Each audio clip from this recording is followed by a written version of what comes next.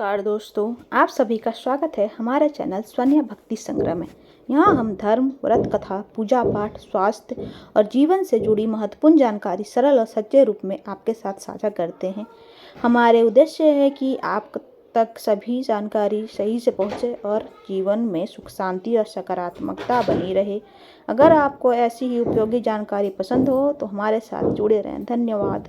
रविवार व्रत की पौराणिक और प्रामाणिक कथा।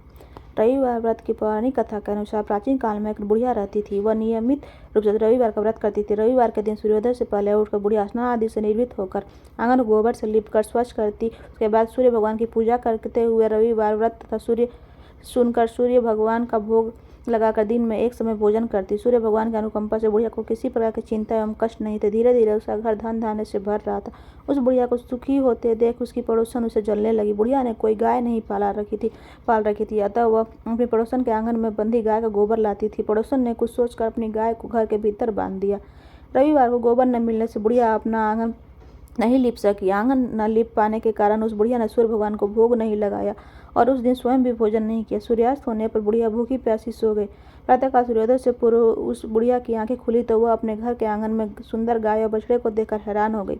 गाय को आंगन में बांधकर उसने जल्दी से उसे चारा लाकर खिलाया। पड़ोसन ने उस बुढ़िया के आंगन में बंधी सुंदर गाय और बछड़े को देखा तो वह उससे और अधिक जलने लगी। तभी गाय ने सोने का गोबर किया।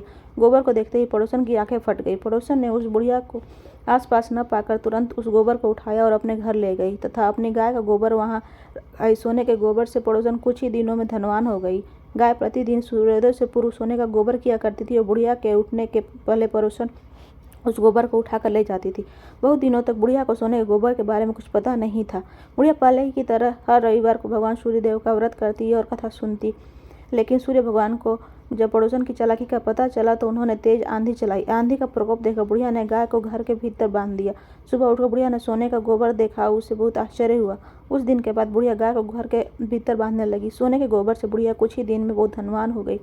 उस बुढ़िया के धनी होने से पड़ोसन बुरी तरह जल भून कर राख हो गई और उसने अपने पति को समझा बुझाकर उसे नगर के राजा के पास भेज दिया। सुंदर गाय देखकर राजा बहुत खुश हुआ। सुबह जब राजा ने सोने का गोबर देखा तो वह आश्चर्य का ठिकाना नहीं रहा। उधर सूर्य भगवान को भूखी प्यासी बुढ़िया को इस तरह का प्रार्थना करते देख उस पर बहुत करुणा आई। उसी रात सूर्य भगवान ने राजा को स्वप्न में कहा, राजन, बुढ़िया की गाय और बछड़ा तुरंत लौटा दो, नहीं तो तुम पर विपत्तियों का पहाड़ टूट पड़ेगा, तुम्हारा महल नष्ट हो जाएगा। सूर्य भगवान के स्वप्न से बुरी तरह भयभीत राजा ने प्रातः उठते ही गाय और बछड़ा बुढ़िया को लौटा दिया। राजा ने बहुत सा धन देकर बुढ़िया से अपनी गलती के लिए क्षमा मांगी।